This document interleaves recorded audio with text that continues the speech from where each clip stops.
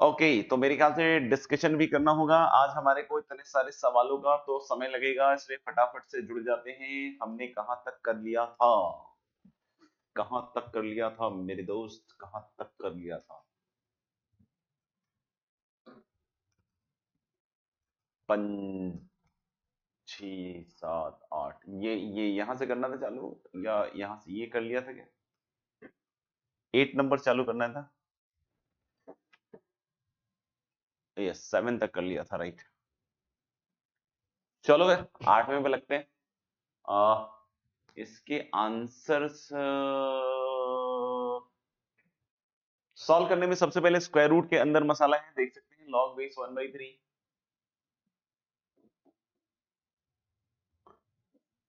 log base 4, greatest integer of x square minus 5 greater than equal to 0, greater than equal to 0। Square root के अंदर है तो greater than equal to 0।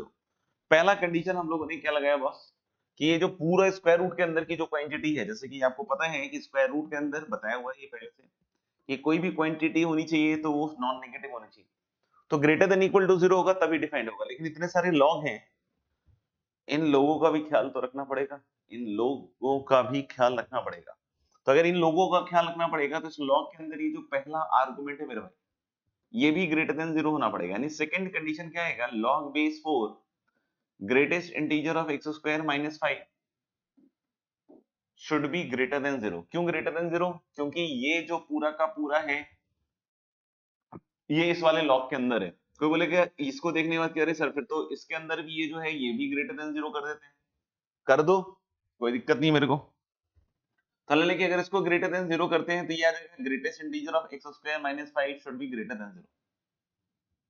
आप चीजों को समझेंगे कि हमने पहला ये कंडीशन कैसे लगाया, क्योंकि स्क्वायर रूट के अंदर ये पूरा quantity greater than equal to 0, हमने इस लॉग के अंदर ये वाली क्वांटिटी पूरी ग्रेटर देन 0 कर दी और इस लॉग के अंदर ये वाली क्वांटिटी ग्रेटर देन 0 कर दी। लेकिन अगर आप इसको सॉल्व करेंगे तो इसका बेस 1 से बड़ा है, तो ये सारी चीजें हम पहले बात कर चुके हैं। अगर बेस 1 से बड़ा है तो जैसे जैसे इनपुट बढ़ता है आउटपुट भी बढ़ता है, यानी कि हम लोग बोले इंक्रीजिंग ग्राफ है तो यहाँ इनइक्वालिटी बिल्कुल भी चेंज नहीं होगा। और यहां से आएगा greatest integer of x square minus 5 greater than 1। ये पार्ट किसी को नहीं समझ में आया हो बिल्कुल बतला सकते हैं ना, अगर ये समझ में नहीं आया तो बतला सकते हैं कि कैसे सॉल्व हुआ, ठीक है ना, आई कैन एक्सप्लेन। अब यहाँ पे ये चीज समझिएगा कि ये ग्रेटर देन 0 कह रहा है ना, ये कह रहा है ग्रेटर देन 1। तो अगर आप थोड़ा भी समझदारी दिखाइएगा तो आपको समझ में आ जाना चाहिए कि आपको दोनों को सॉल्व करने की जरूरत ही नहीं, खत्म हो गई दोनों की जरूरत। आप अगर इसको सॉल्व कर लेते हैं मेरे दोस्त तो ये ऑटोमेटिकली सेटिस्फाइड होता है, क्योंकि अगर कोई नंबर 1 से बड़ा हो गया तो अगर एक नंबर 1 से बड़ा है तो ये नंबर 0 से तो डेफिनेटली क्या हो जाएगा, बड़ा हो जाएगा। तो यानी कि सिर्फ आपको इसको सॉल्व करना है, इसको सॉल्व करने की बिल्कुल भी जरूरत नहीं है। तो यानी यहां से क्या आएगा भाई, मेरे greatest integer of x square should be greater then 6। अब इस पे आते हैं, इसमें देख सकते हो जो पहला वाला है इसका जो बेस है ये 1 से छोटा है भाई, इसका 1 से बेस छोटा है। तो जब आप इसको उधर ले जाइएगा तो इनइक्वालिटी रिवर्स हो जाएगी। ऐसा क्यों हुआ सर? क्योंकि बेस 1 से छोटा है। जब भी बेस 1 से छोटा होगा तो लॉग खुलेगा तो इनइक्वालिटी रिवर्स होगा, कोई भी डिक्रीजिंग फंक्शन में, है ना, ऐसी चीज होती है। तो जब उधर ले जाओगे तो this is less than equal to 1/3 की पावर 0, 1/3 की पावर 0 दैट इज 1। अब बेस 1 से बड़ा है तो इनइक्वालिटी सेम से खुलेगा, यानी कि greatest integer of x square minus 5 is going to be less than equal to 4 की पावर 1, यानी कि greatest integer x square should be less then 9। और बात सबकी माननी होगी, अगर बात इसकी भी माननी है बात इसकी भी माननी है तो अल्टीमेटली तुम्हारा ग्रेटेस्ट इंटीजर एक्स स्क्वायर कहां है? Ultimately greatest integer x square sir आया 6 पे और 9 पे। Ultimately greatest integer x square क्या आया? 6 पे और 9 पे, देख लीजिएगा ध्यान से, है ना। तो अब अगर ग्रेटेस्ट इंटीजर एक्स स्क्वायर 6 से 9 है और ग्रेटेस्ट इंटीजर एक्स एक इंटीजर होता है, तो यानी इसके बीच की हर एक वैल्यू नहीं लेगा, ये सिर्फ वो वाली वैल्यू लेगा जहां पे ये इंटीजर हो रहा हो, तो सॉरी परफेक्ट स्क्वायर हो रहा हो। तो अगर ये इंटीजर है और इंटीजर का स्क्वायर देखोगे तो परफेक्ट स्क्वायर, तो 6 से 9 में 7, 6 इक्वल टू नहीं आएगा, सॉरी यार, यहाँ इक्वल टू नहीं आएगा, वैसे उससे कोई फर्क नहीं पड़ेगा। तो हम लोग ग्रेटेस्ट इंटीजर एक्स स्क्वायर सारी वैल्यूज नहीं ले सकता है, हम लोग बोल सकते हैं क्या कि 7 हो नहीं सकता है ना, क्योंकि नहीं तो फिर ग्रेटेस्ट इंटीजर को √7 होना पड़ेगा, विच इज नॉट पॉसिबल है ना, क्योंकि ग्रेटेस्ट इंटीजर हमेशा इंटीजर होता है। ये लास्ट क्लास में सिखा रहा था, ग्रेटेस्ट इंटीजर सिखाया था तो छोटी छोटी इनइक्वालिटी सॉल्व करनी सिखाई आपको, है ना, तो वही चीज है। तो यानी ग्रेटेस्ट इंटीजर सिर्फ और सिर्फ 9 हो सकता है, इसके अलावा इसके बीच में कोई भी नंबर तुम सोच लो ग्रेटेस्ट इंटीजर का x स्क्वायर वो उसके बराबर नहीं हो सकता है। टेक एनी नंबर, अगर किसी को विश्वास नहीं तो आप नंबर बोलिएगा, मैं बता दूंगा। इससे ग्रेटेस्ट इंटीजर x क्या आ गया, +-3। तो अगर ग्रेटेस्ट इंटीजर x 3 है ना, और -3 है, तो जब ग्रेटेस्ट इंटीजर x 3 होगा तो x की वैल्यू 3 से 4 होगी, और -3 होगा तो -3 से नेक्स्ट इंटीजर दैट इज -2। ये तो मेरे ख्याल से बहुत सिंपल केस था। The answer is a Agra. देख लो, फिर भी कुछ नहीं समझ में आया, कोई स्टेप तो बता सकते हो, पूछ सकते हो ना, शर्माने की जरूरत नहीं है। 9 वाला स्टेप देखो बेटा, 9 वाला स्टेप बहुत सिंपल है अभिनंदन जी, ध्यान से देखिएगा कि ग्रेटेस्ट इंटीजर x स्क्वायर जो है, आप कोई भी नंबर सोचिए ना, क्या ग्रेटेस्ट इंटीजर x स्क्वायर 6 से 9 के बीच में कौन सा नंबर हो सकता है, तुम बताओ। According to your knowledge of greatest integer, tell me what value greatest integer x square can take.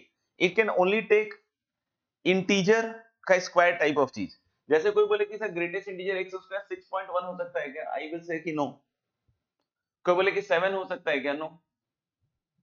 क्योंकि ग्रेटेस्ट इंटीजर x जो है वो हमेशा एक इंटीजर है, तो अगर हमेशा इंटीजर है तो आप इसके बीच का कोई भी वैल्यू लीजिएगा तो ग्रेटेस्ट इंटीजर का x स्क्वायर उसका कोई सॉल्यूशन नहीं देगा, सॉल्यूशन बस इसमें देगा। जब ग्रेटेस्ट इंटीजर x स्क्वायर 9 है तो ग्रेटेस्ट इंटीजर x 3 हो सकता है, -3 हो सकता है, आंसर इज यस, क्योंकि ग्रेटेस्ट इंटीजर एक हमेशा इंटीजर होता है, तो इंटीजर होता है तो उसके हिसाब से 3 या -3। लास्ट क्लास में भी सेम चीज सिखा रहा था, अगर आप लास्ट क्लास में प्रेजेंट नहीं थे तो शायद समझने में थोड़ी सी दिक्कत आएगी। अभी क्लियर है तो बताइए, आगे बढ़े, बताइए इसका क्या आंसर है बच्चों, क्वेश्चन नंबर 9 का आंसर बताइए। D, yes, the answer for 9 is D, Delhi. करना है सॉल्व, डाउट है तो लिख दीजिए doubt, question number 9। Yes, D is correct answer, सबका डी आया है, बट फिर भी किसी को डाउट है तो आप लिख सकते हो कि sir I have this question as doubt, no doubt. चलिए, किसी का डाउट नहीं है, ये वाला बताइए। इसका आंसर आएगा, मुझे लग रहा है कि x बिलोंग्स टू -∞ से -1 यूनियन 0 से ∞, ऐसा कुछ।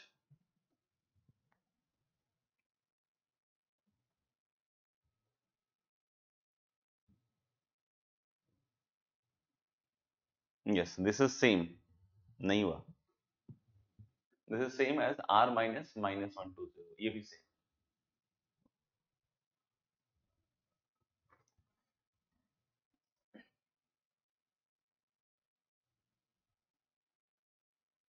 चलिए इसको देखते हैं, जिन बच्चों से नहीं हुआ।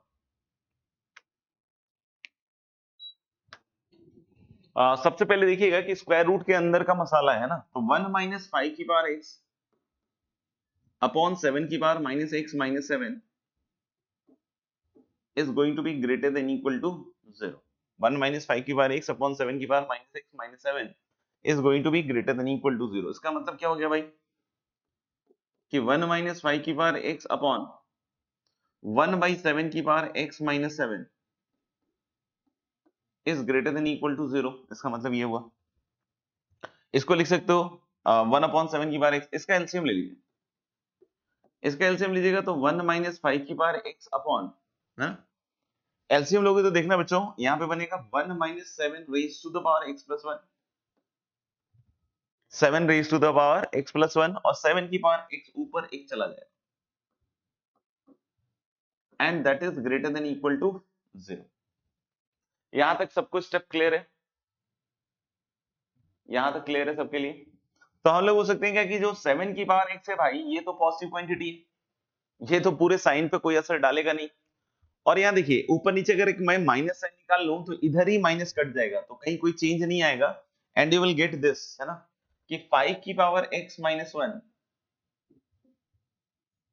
अपॉन 7 की power x + 1 -1 is greater than equal to 0।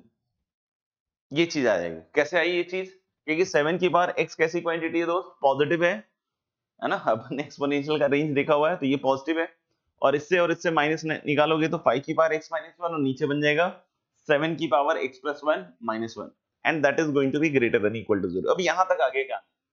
अब इसको आपको सॉल्व करना है। अब बोलोगे सर इसको कैसे सॉल्व करेंगे? तो देखो एक तरीका क्या है कि हम केस बनाएं। केस कैसे बनाएंगे कि हम लोग ऊपर पॉजिटिव नीचे पॉजिटिव, यानी कि हम लोग बोल सकते हैं 5 की पावर x प्लस 1 सॉरी 5 की पावर x प्लस 1 नहीं है, 5 की power x minus 1 should be greater than equal to 0 and मतलब इंटरसेक्शन विद नीचे वाला भी पॉजिटिव, जब ऊपर पॉजिटिव तो नीचे भी पॉजिटिव। तो यानी कि इसको जब सॉल्व करोगे मेरे भाई तो 5 की power x is greater than equal to 1, 1 मतलब क्या हो गया 5 की पावर 0, यानी यहां से क्या आ रहा है x is greater than equal to 0 and intersection with, यहां से आ जाएगा 7 की power x plus 1 greater than 1 यानी 7 की पावर 0, यानी कि this intersection with x plus 1 greater than 0। और इसका मतलब क्या हुआ मेरे भाई कि x is greater then minus 1। अब दोनों का इंटरसेक्शन लेना है क्योंकि ये भी और ये भी दोनों सेटिस्फाई होना चाहिए। तो ये कह रहा है माइनस 1 से बड़ा और ये कह रहा है 0 से बड़ा, तो दोनों का कॉमन मुझे लग रहा है यही आएगा, यानी यहां पे मेरा इस केस का आंसर आया है x is greater than equal to 0, ये सॉल्यूशन होगा। This entire is a solution क्योंकि x greater than equal to 0 के लिए ये भी पॉजिटिव है और ये भी ग्रेटर देन 0 है। ये हुआ आपका केस 1। लेकिन एक रेशियो आपको पता होगा, दो तरीके से पॉजिटिव हो सकता है, एक तो दोनों पॉजिटिव हो और दूसरा क्या हो सकता है कि दोनों के दोनों नेगेटिव हो। अब आप सोचिएगा तो मेरे ख्याल से इसको थोड़ा फास्ट कर सकते हैं क्योंकि जस्ट इसका उल्टा होगा, है ना। तो यहां पे क्या आ जाएगा x is less than equal to 0, intersection होगा, है ना। और यहां पे आ जाएगा x is less than minus 1, क्यों दोनों का उल्टा हो गया, जस्ट ऑपोजिट साइन है ना। अब दोनों का इंटरसेक्शन लोगे तो एक कह रहा है कि x 0 से छोटा और एक कह रहा है माइनस 1 से छोटा, तो हम माइनस 1 से क्या लेंगे छोटा, यानी x लेस देन माइनस 1। तो हमारा कंप्लीट आंसर क्या होगा, क्योंकि केस 1 में भी ये quantity greater than equal to 0 है और केस 2 में भी ये quantity greater than equal to 0 है, यानी फाइनल आंसर इन दोनों का क्या हो जाएगा यूनियन, यानी दिस प्लस दिस, यानी x less than minus 1 and greater than equal to 0 लिखोगे तो ये चीज आएगी। ये तो आपका मेथड 1 हो गया। मेथड 2 में सुनिएगा ध्यान से, हो सकता हो कुछ बच्चों को ना चमके क्योंकि वो ध्यान नहीं देंगे तो नहीं चमकेगा ऑफ कोर्स, है ना। लेकिन ये गारंटी जो पढ़ने वाले बच्चे हैं वो एक बार से दूसरी बार पूछेंगे भी नहीं, है ना। जो पढ़ने वाले बच्चे हैं वो एक बार से दूसरी बार इसको पूछेंगे नहीं, उनको एक बार में समझ में आ जाएगा। इसको हम एक नॉर्मल तरीके से सोचते हैं, है ना। नॉर्मल तरीके से हमको इसका साइन देखना है। मुझे इससे मतलब नहीं कि ये वैल्यू 25 आ रही है, 50 आ रही है, 5 करोड़ आ रही है। मुझे इससे मतलब है कि ये वैल्यू पॉजिटिव आ रही है या ये वैल्यू नेगेटिव आ रही है, ये वैल्यू पॉजिटिव आ रही है या फिर ये वैल्यू नेगेटिव आ रही है। मैं इसका इक्विवेलेंट एक रिलेशन लिखने वाला हूं, जैसे सुनना। जैसे ये एक्सप्रेशन क्या हो गया, x अगर बड़ा है 0 से तो ये 1 से बड़ा मतलब पॉजिटिव, नहीं x अगर 0 से बड़ा है तो 5 की पावर 0 1 से बड़ा, तो यानी ये पॉजिटिव, और x नेगेटिव है तो ये नेगेटिव। तो मैं बोल सकता हूं कि इस ऊपर वाले का साइन और x का साइन सेम है। साइन सेम है मतलब सर, साइन मतलब पॉजिटिव या नेगेटिव। जैसे x पॉजिटिव होगा तो x पॉजिटिव ही है और x नेगेटिव है तो नेगेटिव ही है। ऐसे ही यहां x पॉजिटिव है तो ये पूरा पॉजिटिव है और x नेगेटिव पे ये पूरा नेगेटिव है, मतलब sign wise they are same, value wise नहीं। वैल्यू तो हो सकता है 2 पे ये 25 माइनस 1 24 दे रहा होगा, लेकिन 2 पे ये वैल्यू 2 दे रहा है, लेकिन दोनों वैल्यूज कैसी हैं, दोनों वैल्यूज हैं कैसी, पॉजिटिव। जैसे x की वैल्यू अगर आप कुछ रखते हो, मान लो कि या जो भी रखना चाहते हो रख लो, कि -2 रख लेते हैं ना, तो 1/25 minus 1 is a negative value और यहाँ पे -2 आ रहा है, तो वैल्यू दोनों की नेगेटिव आ रही है। तो यानी ये साइन वाइज सेम है ना, कि x पॉजिटिव है ये भी पॉजिटिव, x पॉजिटिव ये भी पॉजिटिव, x नेगेटिव पे ये भी नेगेटिव, ये भी नेगेटिव। ऐसे ही डिनोमिनेटर को सोचो। डिनोमिनेटर अगर मैं बात करूं x plus 1 positive pay, x plus 1 positive pay ये पॉजिटिव होगा और x प्लस 1 नेगेटिव पे नेगेटिव होगा, मतलब नीचे वाला x प्लस 1 के इक्विवेलेंट। तो अगर मुझे साइन पता करना है कि ये कहां पॉजिटिव नेगेटिव है, ये पूरा एक्सप्रेशन, तो मैं सेम चीज बोल सकता हूं कि ये जहां पॉजिटिव नेगेटिव होगा वहीं पर होगा ये भी पॉजिटिव नेगेटिव, क्योंकि साइन वाइज ये भी और ये भी दोनों कैसे बिहेव कर रहे हैं, सेम बिहेव कर रहे हैं। तो ये तो हमारा वेवी कर्व मेथड हो गया ना दोस्त, सीधा -1 और 0 प्लॉट होगा और प्लस माइनस प्लस करेंगे तो अपने आप x की वैल्यू -∞ से -1 यूनियन क्या आ जाएगा 0 से ∞, देख लीजिएगा, है ना। Next question is this, next question में बोल रहा है क्या कि ये वाली क्वांटिटी के बारे में बताओ सर, है ना। तो मैं बोल रहा हूं क्या कि अगर हम इसमें बात कर रहे हैं तो log base 2 5x minus x square by 4 has to be greater than equal to 0, क्योंकि log के सॉरी स्क्वायर रूट के अंदर है। एक और कंडीशन लगेगा कि log के अंदर की quantity should be greater than 0। बेटा एक बच्चे ने शायद लिखा लॉग पे सेक्शन, ये लॉग का ही सेक्शन चल रहा है, आप एक तरीके से देखिए तो, है ना। बार बार एक ही तरह की चीज बतलाई जा रही है, आपको एक ही तरह की चीज सीखनी है और उसी को यूज करना है ना। बार बार बतलाया जा रहा है कि अगर ये बेस 1 से बड़ा है तो इनइक्वालिटी सेम साइड खोलना है ना। तो आप बस इनइक्वालिटी को सेम साइड खोलते हुए आगे बढ़िए, है ना। तो लेकिन इनइक्वालिटी अगर सेम साइड खुलेगा तो यानी कि 5x minus x square by 4 is going to be greater than equal to क्या हो जाएगा 2 की पावर 0 दैट इज 1। ओके हाँ देख लेते हैं, फिर से एक बार बात कर लेते हैं, है ना। फिर से एक बार बात कर लेते हैं, ये समझ में आ गया कि 2 की पावर उधर जाएगा तो 2 की पावर 0 दैट इज 1, है ना। अगर किसी को इसमें 2 की पावर इधर 0 जा रहा है 1 हो रहा है तो यार ये तो बहुत ही बेसिक लॉग का आपने गायब कर रखा है ना। तो 11वीं में भी सीखता है बंदा, है ना। तो बहुत ज्यादा गायब है तब तो बड़ी अजीब सी बात हो जाएगी, है ना। और बाकी अगर नहीं समझ में आ रहा तो 0 को आप ऐसे भी लिख सकते हो log 1 base 2, क्योंकि एक बच्चे ने बड़ा अजीब सा ही लिख दिया लॉग पे सेशन, तो मेरे को ज्यादा समझ में नहीं आ रहा है। लॉग का ग्राफ बताया था ना, लॉग का ग्राफ मैंने बताया था। अगर आप कहते हैं ना रेगुलर हैं तो आपको पता होगा लॉग का ग्राफ। लॉग का ग्राफ कुछ ऐसा आता है ना।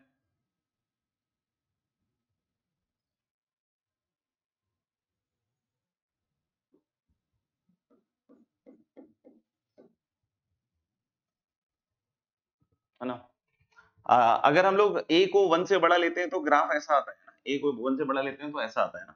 और अगर कोई बोलता है कि log x2 base a is greater then log x1 base a, कोई ऐसा कहता है,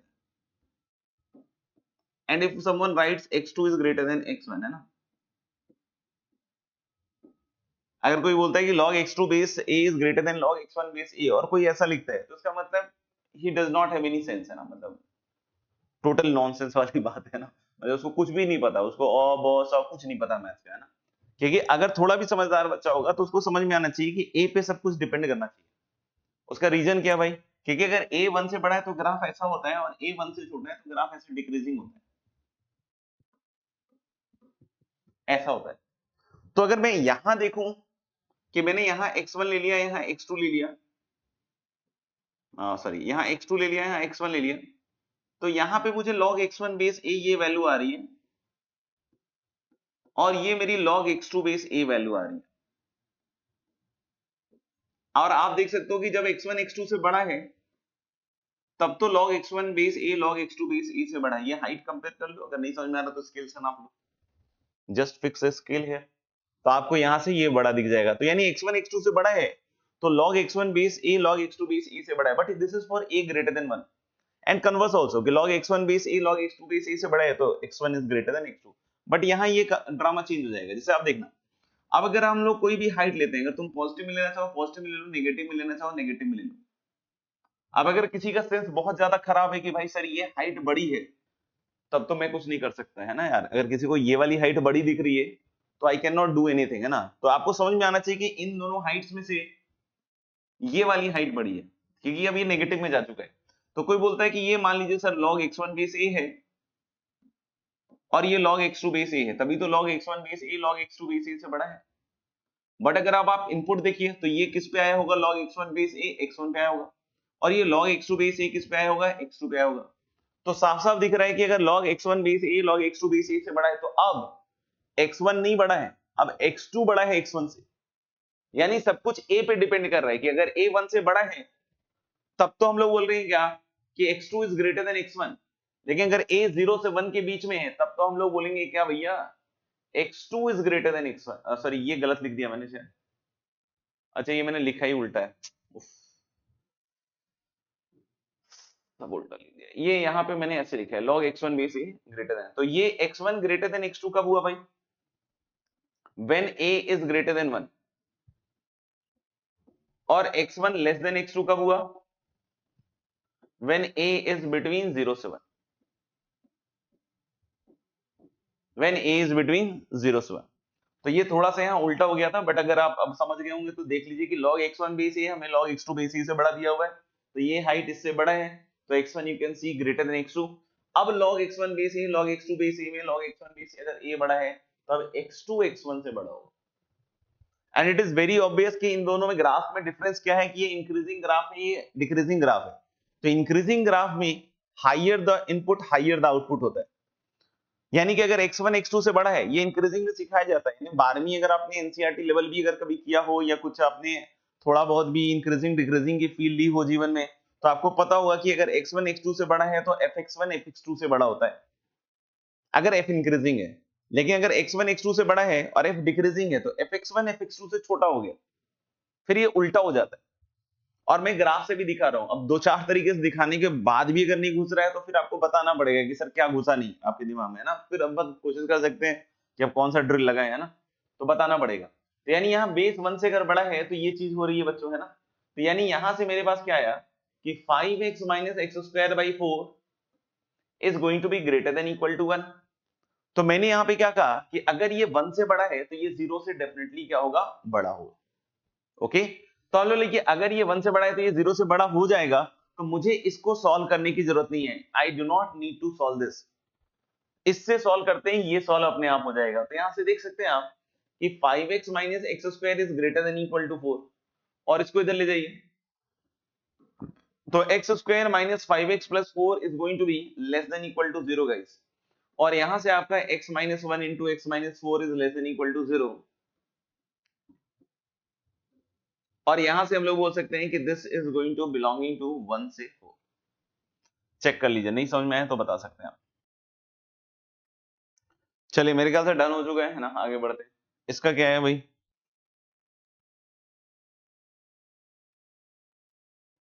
हाँ बेटा लैग है। इसका ठीक है, मेरे ख्याल सारे बच्चों का सही है। ओपन 0 से 1 यूनियन क्लोज 4 से 5 ओपन, ठीक है ना, सही है सबका। इसका क्या आएगा, यस इसका आएगा बच्चों माइनस इनफिनिटी 0। जो डाउट हो नंबर लिख के भेज देना बेटा, है ना, जो भी डाउट हो आप अब नंबर लिख के भेज दीजिएगा, है ना, क्योंकि we are entering in a very easy question zones, है ना, तो इसलिए अब आपको लिखना पड़ेगा। 0 क्लोज नहीं हुआ, सॉरी सॉरी सॉरी सॉरी, या minus infinity to 0 open is correct answer. 0 पे तो मामला गड़बड़ा जाएगा। इसका किसी को पूछना हो नंबर डाल देना डाउट के साथ। यस इसका आएगा x बिलोंग्स टू 5।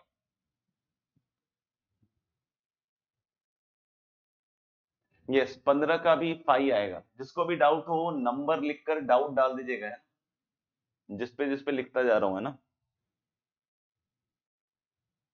डाउट लिखने से मुझे नहीं पता चलेगा कि कौन सा डाउट है ऋतु जी, है ना, तो अगर आप लिख पाए कायदे से अपने डाउट को तो अच्छी बात है, नहीं तो कोई बात नहीं। 14 14 बोल रहा है कि स्क्वायर रूट के अंदर जो x माइनस मॉड x है ये ग्रेटर देन 0 होगा। और अब यहाँ पे देख सकते हो कि इसका मतलब कि x को मॉड x से बड़ा होना पड़ेगा। अब x कितनी भी दवाई पी ले, कितना भी बॉर्नवीटा पी ले, कितना भी कॉम्प्लान पी ले, है ना, कितनी भी जड़ी बूटी खा ले, बेचारा x मॉड x से बड़ा कभी नहीं हो पाएगा। क्योंकि अगर x पॉजिटिव है तो x और मॉड x बराबर होते हैं, और x नेगेटिव है तो मॉड x बड़ा होता है ना, मॉड x बड़ा होता है x नेगेटिव के लिए।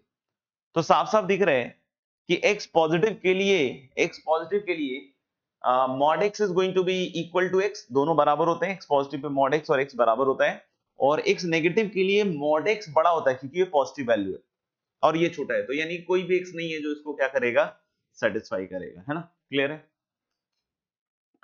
क्वेश्चन नंबर 15 का x बिलोंग्स टू 5 देख लीजिए। अब कुछ तो ऐसे दिग्गज है ना जो पहले के आंसर को डाउट कह रहे हैं ना, मतलब अब इन बच्चों का तो मैं क्या ही कर सकता हूँ। चलिए आगे बढ़ते हैं। क्वेश्चन नंबर 16, चलिए डाउट है तो डिस्कस कर लेते हैं। 15 तक तो कोई अब डाउट नहीं लग गया है। हाँ दोनों आंसर्स अभी गलत है। क्वेश्चन नंबर 16 पे आते हैं, है ना। ये डाउट में पूछा जा रहा है, इसकी काफी चर्चा चल रही है मार्केट में। log base x cos 2 pi x, है ना, is greater than equal to 0, ये चीज आ रही है।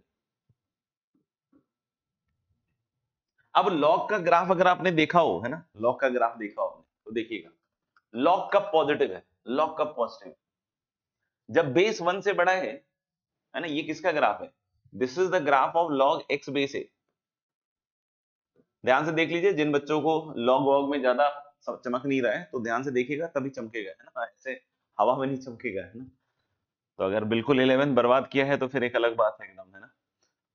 लेकिन 11 बर्बाद के बाद भी बतला रहा हूँ, ऐसा नहीं ये बतलाया नहीं जा रहा है, ये ग्राफ है और इसके बारे में बतलाया जा रहा है, ये ग्राफ है और इसके बारे में बतलाया जा रहा है। तो हम लोग बोल रहे हैं कि अगर a 1 से बड़ा है तो ग्राफ ऐसा है, तो log x base a positive कब है, तो भाई मेरे log x base a positive कब है, जब x 1 से बड़ा है इधर।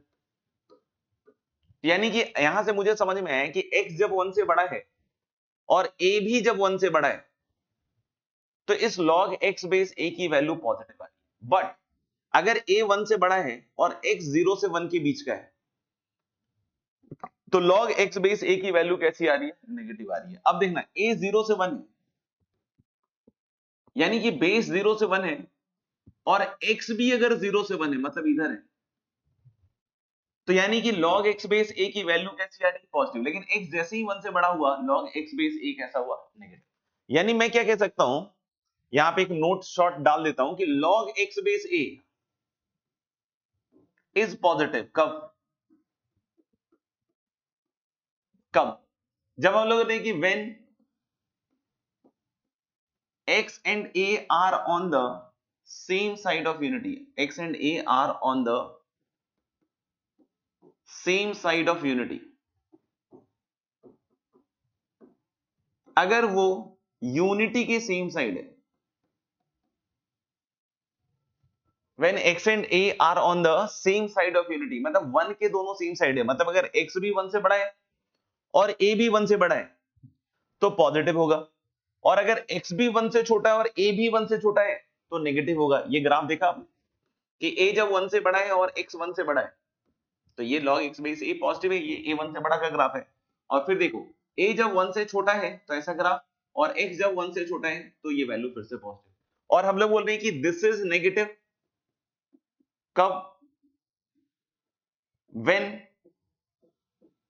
है ना, x and a are on the opposite side of unity।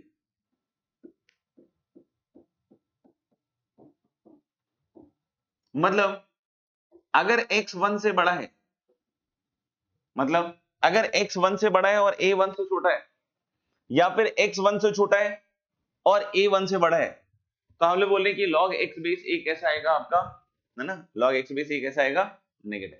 तो अब देखो ये log का मुझे पॉजिटिव चाहिए, तो मैं बोल सकता हूं कि ये log पॉजिटिव कब होगा, तीन बातें हो सकती हैं। पॉजिटिव के लिए तो दो बातें होंगी, है ना। ये कोई बोले सर cos 2 पाई x 1 से बड़ा हो जाए, x 1 से बड़ा हो जाए, है ना। log का भी अभी देखा था कि log कब बड़ा होता है, पॉजिटिव कब होता है, जब ये केस होता है ना। या फिर ऐसा हो जाए कि cos 2 पाई x भी 0 से 1 हो और ये जो बेस है वो भी 0 से 1 है, तो अगर बेस और ये दोनों 0 से 1 है तब पॉजिटिव हो सकता है। तो ये केस तो भाई मेरे हो ही नहीं सकता है ना कि कॉस कौन सा दवाई पिए, कौन सा जड़ी बूटी ले कि 1 से बड़ा हो जाए, है ना। कॉस तो 1 से बड़ा हो ही नहीं सकता।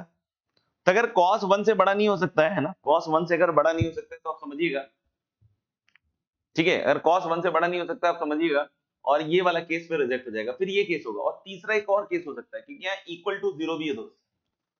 इक्वल टू 0 कब होगा, जब cos 2 पाई x आपका 1 हो जाए, है ना, and x is greater than 0 and not equal to 1, क्योंकि बेस तो डिफाइन होना चाहिए ना भाई, बेस तो डिफाइन होना चाहिए ना। पहले तो ये बतलाइए क्या ये सबके लिए सही है, क्या ये सबके लिए सही है, क्या ये सबके लिए सही है, ठीक है भाई। चलिए अब मेरे ख्याल से ये समझ में आ गया सबको कि cos 2 पाई x, तो अलग लगे जीरो से cos, ये समझ में आया कि log cos 2 pi x base x has to be greater than 0, है ना। तो हम लोग बोल सकते हैं क्या कि ये दोनों 1 से बड़ा तो नहीं हो सकता है, तो दोनों 1 से छोटा हो जाए, है ना, 0 से तो बड़ा होगा ही। और दूसरा चीज 0 कब होगा, जब cos 2 पाई x 1 हो जाए और बेस डिफाइंड हो। ये चीज तो अपन हाथों हाथ सॉल्व कर लेते हैं ना। ये चीज तो अपन हाथों हाथ से सॉल्व कर सकते हैं। cos 2 पाई x अगर 1 है तो इसका जनरल सॉल्यूशन क्या होता है भाई, 2 pi x equal to 2n पाई, है ना। 2 pi x equal to 2n पाई, तो x इक्वल टू n हो जाएगा, x इक्वल टू n हो जाएगा, सोचो हाँ या ना, ठीक है। अब देखो x डिफाइंड होना चाहिए और x इंटीजर भी होना चाहिए, तो x 1 तो नहीं हो सकता भाई मेरे, 0 से बड़ा होना ही चाहिए। तो x की वैल्यू क्या क्या हो सकती है, 2 3 4 5 6। ये पार्ट आपको समझ में आ गया कि ये सॉल्व हो गया, इधर वाला ब्रांच 2 3 4 5 6 ये वाला ब्रांच सॉल्व हो गया, है ना। दूसरा पार्ट आ जाओ, अब इस वाले ब्लॉक को सॉल्व कीजिए। ये cos 2 पाई x आपका 0 से 1 है ना, और x भी क्या है 0 से 1 है। तो अगर cos 2 पाई x 0 से 1 है और x भी आपका 0 से 1 है, तो सॉल्यूशन क्या आएगा। तो अब चलिए इसको बात करते हैं। अब मेरे ख्याल से ये समझिए पहले कि 2 पाई x कहां से कहां तक हुआ है। अगर x 0 से 1 है बॉस, तो मेरे ख्याल से जो 2 पाई x होगा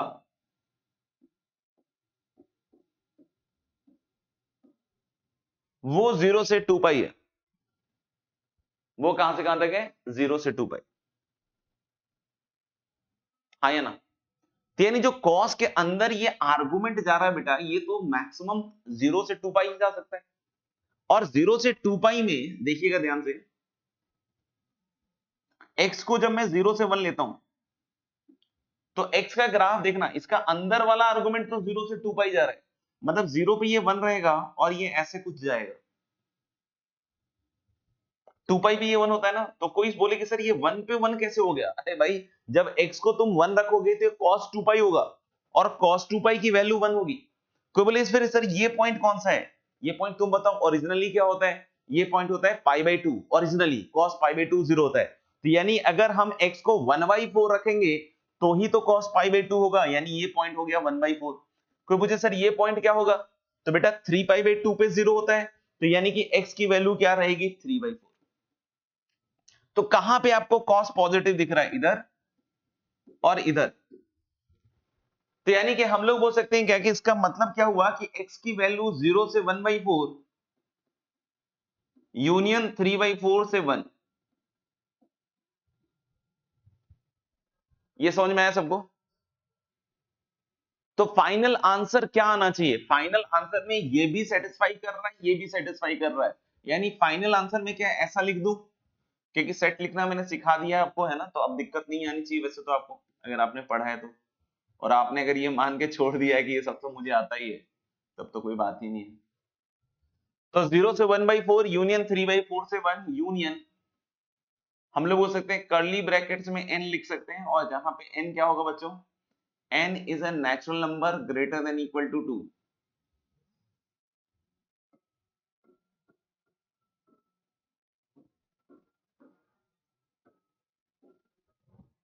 ये इसका फाइनल आंसर आएगा। समझ गए बात को। फिर भी कोई पार्ट नहीं समझ में आया किसी बच्चे को तो बतला देना। बाकी ये पार्ट एज अ लर्निंग जिन बच्चों को लॉग का नहीं पता है प्लीज लिख लेना कि कितनी मेहनत से बता रहा हूं एक एक चीज, है ना, बेसिक से बेसिक चीज। फिर भी अगर आप नहीं पढ़ोगे तो फिर मैं तो क्या ही कर पाऊंगा, है ना। हाँ थर्ड केस बच्चे मिस कर जाते हैं, इसीलिए मैंने पहले बोला था ना कि गलत है बहुत दो बच्चों का। Root sine x plus root under 16 minus x square, इसका आ गया बच्चों। Yes very good, this is going to be from -4 से -पाई यूनियन 0 से पाई। किसी को पूछना हो तो बताइए। -4 से -पाई यूनियन 0 से पाई, किसी को पूछना हो तो बता सकता है। If anyone has doubt तो they can ask maths. Very good. चलिए अगले सवाल पे चलें। 18 नंबर पे, 18 नंबर का बताओ क्या है यार। अच्छा ये रेंज आ गया, मैं सोच रहा हूँ तब से क्या है ये सी। चलो इसको करके तो देख ही लेते हैं ना, एक बार करके तो देख ही लेते हैं। देखो ये +1 है तो +1 तो हम बाहर निकाल ही सकते हैं, तो 9 की पावर x माइनस 3 की पावर x और +1 बाहर निकाल सकते हैं। तो मुझे देखना पड़ेगा कि जो 9 की पावर x माइनस 3 की पावर x है ये कहां से कहां तक जा रहा है। तो मैं क्या कह रहा हूँ कि पहले 9 की पावर x माइनस 3 की पावर x का पोस्टमार्टम करते हैं।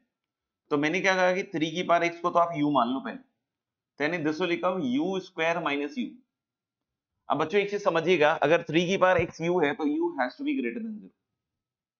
3 की पावर x एक्सपोनेंशियल है तो ये तो पॉजिटिव हो गई। तो अगर मैं सोचूं u स्क्वायर माइनस u, तो देखो ये सब ग्राफ से बनाओगे ना तो आपको बहुत जल्दी दिख जाएगा, ऐसे नॉर्मली भी दिख जाएगा, बट अब कोई बोले सर इसका ग्राफ नहीं बना पाते हैं लुक का, है ना, अगर आप इसका ग्राफ नहीं बनाते हो यार तो फिर कैसे सीखोगे? आप एक क्वाड्रेटिक का ग्राफ नहीं ड्रॉ कर पाते हो बॉस, तो फिर तो कैसे सीखोगे? और ये भी इतना टुच्चा सा क्वाड्रेटिक जो साफ साफ दिख रहा है कि ऊपर की साइड खुल रहा है और इसके रूट 0 और 1 दिख रहे हैं। तो अगर इतने लेवल का क्वाड्रेटिक नहीं कर रहे हो तो इट इज रिक्वायरमेंट, कर लो, सीख लो, है ना, नहीं तो फिर दिक्कत आएगी। तो ये दिख रहा है, वैसे तो मैं बता ही रहा हूँ ये सब, लेकिन फिर भी अगर आपको लग रहा है कि ये कैसे हुआ तो पूछ सकते भी हो, है ना। तो हमने क्या कि यहाँ पे देखिए सबसे पहले तो यूज कर का ऑप्शन पॉजिटिव है तो ऊपर खुलेगा, और ये 2 पॉइंट पे 0 हो रहा है, 0 और 1 पे, तो यानी कुल मिला के ऐसा बनेगा ग्राफ इसका, दिस इज 0 और दिस इज 1। फिर भी क्वाड्रेटिक में कोई भूल गया है, कुछ ऐसा है तो मैंने YouTube पे कुछ वीडियोस क्वाड्रेटिक के डाले भी हैं, तो आप चाहें तो उस क्वाड्रेटिक के वीडियो YouTube से देख भी सकते हैं ना। क्वाड्रेटिक इक्वेशन के कुछ मैंने YouTube के वीडियोस डाले हैं ना, तो आप सेलेक्ट देख लीजिएगा, 3-4 वीडियो तो होंगे जो आपका काम कर जाएगा, है ना। तो हम लोग u की वैल्यू देख सकते हो, सुनना ध्यान से, ये ऐसा ग्राफ हुआ u स्क्वायर माइनस u का, लेकिन पूरा ग्राफ नहीं आएगा दोस्त, पूरा ग्राफ नहीं आएगा। और चेक करने दीजिए Amitabh ji, he is checking something, है ना, तो आप इधर फोकस कीजिए। तो हम लोग क्या कि ये जो u स्क्वायर माइनस u है ये कहां से कहां तक जाएगा देखना, हम लोग बोल रहे हैं कि इसका रेंज कहां से कहां तक जाएगा, तो u अगर पॉजिटिव है तो इधर का ग्राफ नहीं आएगा, इधर का ग्राफ नहीं आएगा, देख लो, यानी कि ग्राफ कहां से कहां तक आएगा, अगर u 0 से बड़ा है तो इधर ग्राफ आएगा। तो मेरे को कोई बतलाएगा कि लोएस्ट वैल्यू कहां आ रही है, कैन एनीबॉडी टेल कि लोएस्ट वैल्यू कहां आ रही है? तो लोएस्ट वैल्यू मुझे लग रहा है कि यहां आ रही है, हाफ पे। हाफ पे लोएस्ट वैल्यू क्या आ रही है सर, सोचो आप, हाफ पे वैल्यू निकालना है तो रख दो यहाँ पे बच्चों, तो 1/4 और माइनस कितना 1/2, तो मुझे लग रहा है कि इसकी लोएस्ट वैल्यू आ रही है, यानी u स्क्वायर माइनस u की जो लोएस्ट वैल्यू आएगी 1/2 तो नहीं आ रही यार, है ना, 3/4, हट, हाफ पे आ रही है, मुझे लग रहा है 1/4 minus half is going to be -1/4, है ना, -1/4, और -1/4 एक्चुअली अचीव कर रही है, और -1/4 से इंफिनिटी आ रहा है दोस्त, है ना। तो अगर मैं बात करूं इस पूरे एक्सप्रेशन की, अब ये एक्सप्रेशन कहां कहां क्या क्या वैल्यूज देगा, तो इसका ग्रेटेस्ट इंटीजर अगर मैं सोचूं कि greatest integer of u square minus u, तो हम लोग बोल सकते हैं कि इसकी वैल्यूज क्या होंगी, तो जो -1/4 से 0 है तो उसकी वैल्यू तो -1 है भी, फिर 0 से 1 वाला 0 देगा, फिर 1 देगा, ये 2 देगा, ये सिलसिला चलता जाएगा। लेकिन हमें इसका रेंज नहीं निकालना था, हमें fx का रेंज निकालना था, तो इसमें 1 एडेड है दोस्त, तो 1 एडेड है तो -1 वाला 0 बन जाएगा, 0 वाला 1 बन जाएगा, 1 वाला 2 बन जाएगा, यानी इसके रेंज में मुझे लगता है दोस्त 0 आ रहा है, 1 आ रहा है, 2 आ रहा है, एंड सो ऑन आ रहा है, यानी r belongs to natural union 0। मेरे ख्याल से सारे बच्चों का आंसर शायद सही था, है ना, देख लीजिए आप।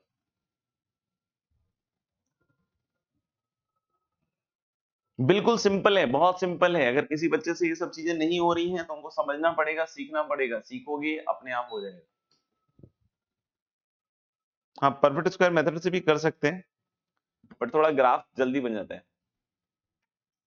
-b/2a वाले बच्चे थोड़ा समझदार बन जाएंगे तो ज्यादा बढ़िया रहेगा, नहीं तो फिर आगे दिक्कत आ जाएगी, है ना, क्योंकि जब रेस्ट्रिक्टेड वेरिएबल्स होते हैं तो आप -b/2a से इंफिनिटी वाली चीजें नहीं लिख सकते, जैसे इस केस में काम कर गया, क्योंकि जो ग्राफ का पार्ट कटा था वो इधर वाला ग्राफ कटा था, है ना, तो अल्टीमेटली इसका लोएस्ट टू हाईएस्ट सब आ रहा है तो उसको सही हो गया। लेकिन यहाँ पे u अगर ऐसा हो जाए, समझना, u अगर ऐसा हो जाए, जैसे मैं इसको थोड़ा चेंज कर दूं, है ना, कि 9 की पावर x प्लस 3 की पावर x प्लस 1, अब पता नहीं ये समझ में आएगा या और कंफ्यूज हो जाओगे, वो मुझे नहीं पता, बट मेरा जॉब है कि मैं आपको बतला दूं, सही सलाह दे दूं, है ना, समय नहीं रहते, नहीं तो फिर बाद में चल के परेशान हो जाओ।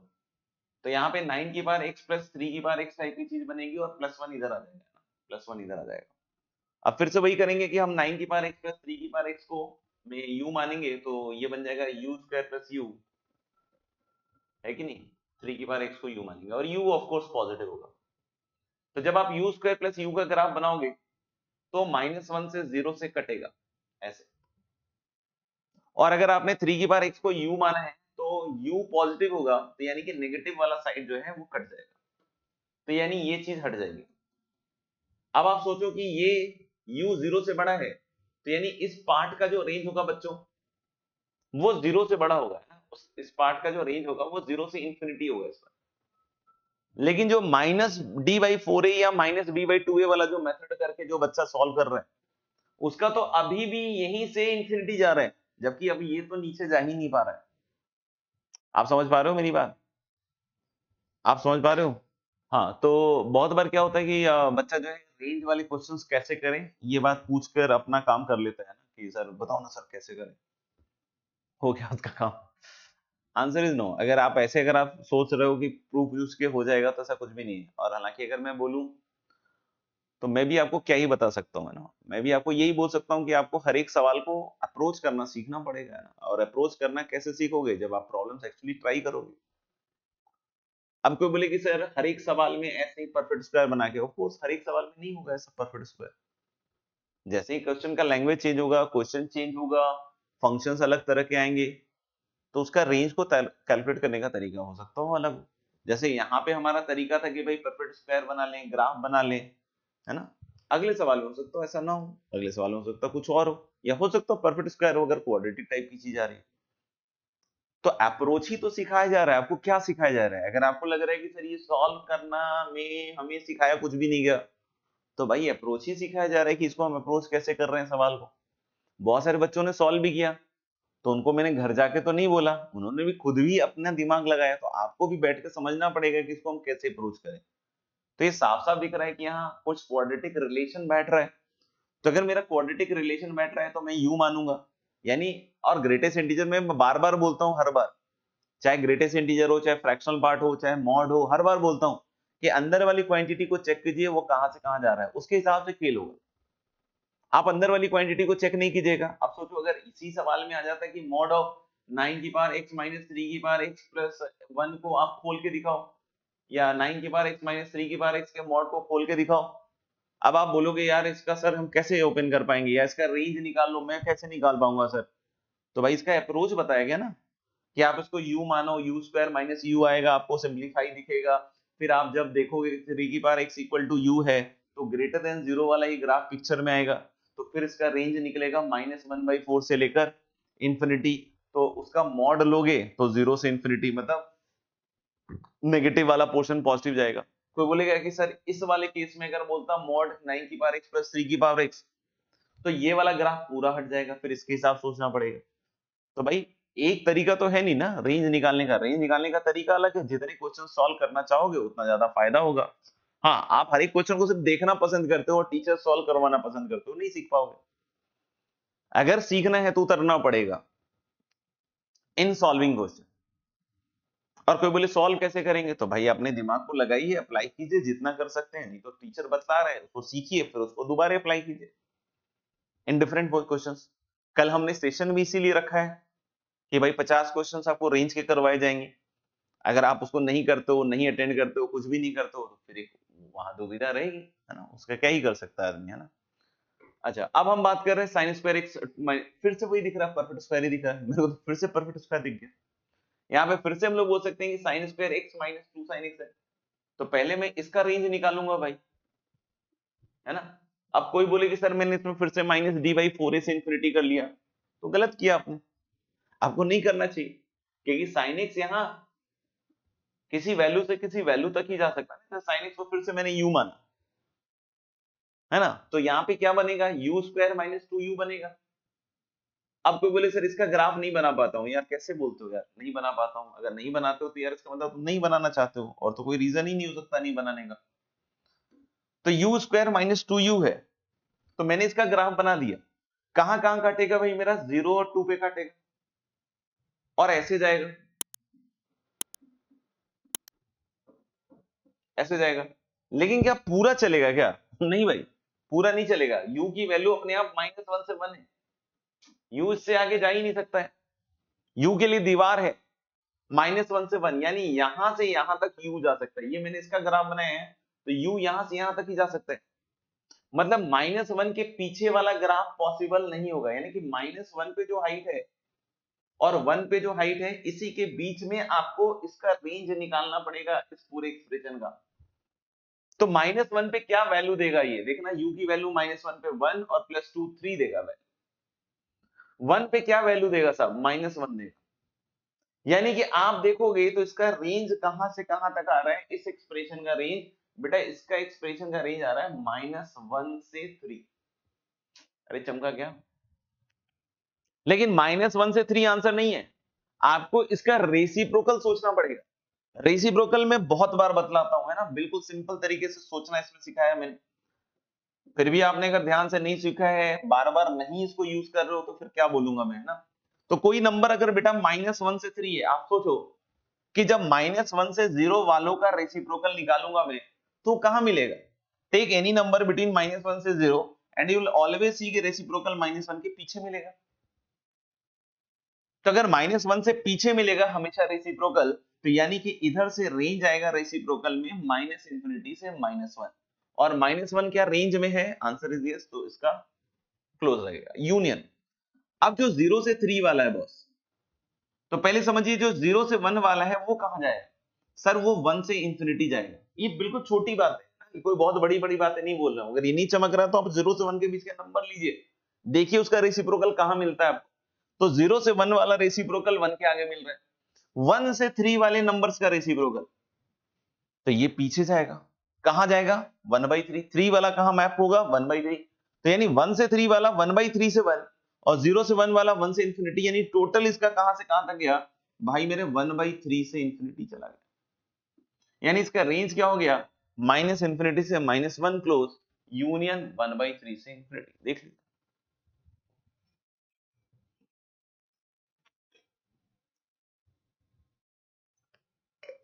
और यही सब चीजें हर जगह आ रही हैं, एक बार सीखने की जरूरत है, ईमानदारी से सीख जाओगे तो बात खत्म हो जाएगी। और कितने सारे सवाल करा रहे हैं इसी सब चीजों पर, है ना, तो करते जाओगे होता जाएगा। हो गया भाई, आगे बढ़े, चलिए 20 नंबर पे आ जाते हैं दोस्त। 20 नंबर पे क्या रहेगा, तो भाई मेरे 9 की पावर x है, और ये 3 की पावर -2x है, तो यानी कि 1/9 की पावर x है। अब देखो, अब इसमें अलग अलग चीज लग रही है ना, कोई बोले सर u 1/u मान के, तो भाई इसमें सब में बेस ही अलग अलग है। अब इसका और उसका एक तरीके का काम तो हो ही नहीं सकता, ये 4 की पावर x है, ये 1/4 की पावर x है। अब इसको देख के ही समझ में आ रहा है कि ये एम वाली पार्टी है, कि अगर हम इसमें बात करें तो ये t + 1/t है, और t पॉजिटिव है, हाँ या ना, ये t + 1/t है और t पॉजिटिव है, मतलब ये 2 से बड़ा होगा, ये भी 2 से बड़ा होगा, तो इनका सम 4 से बड़ा होगा, तो 6 जोड़ दोगे तो इनका सम 10 से बड़ा होगा, यानी रेंज इसका क्या जाएगा भैया, 10 से इंफिनिटी।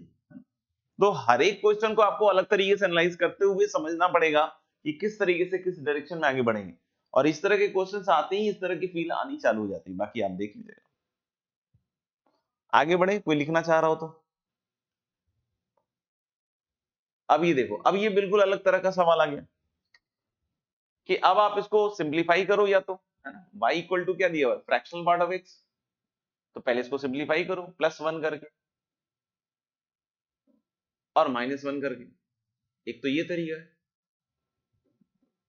है ना, और इसको +1 -1 करोगे तो ये 1 - 1 upon fractional part of x +1 हो गया। अब भाई मेरे फ्रैक्शनल पार्ट ऑफ x का कोई पूछे कि रेंज नहीं पता सर, तो क्या बताऊं, बोलो, ये बिल्कुल अलग तरह का सवाल हो गया, इसमें फ्रैक्शनल पार्ट के x के हिसाब सोचना पड़ेगा।